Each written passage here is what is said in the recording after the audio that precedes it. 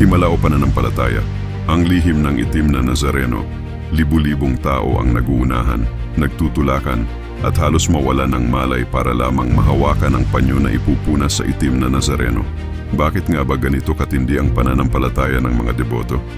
Ano ang meron sa itim na Nazareno na hindi mo basta makikita sa iba? Pagkatapos ay ipinapakita ang mga personal na kwento. Isang matandang babae na sinasabing gumaling sa kanyang sakit matapos makalapit sa Nazareno. Isang lalaking dating sugapa sa bisyo na nagbago matapos manampalataya.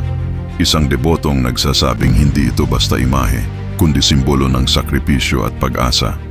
Kasabay nito, may mga eksena ng mga taong nagtatanong din, nakakapagligtas ba talaga ng kasalanan?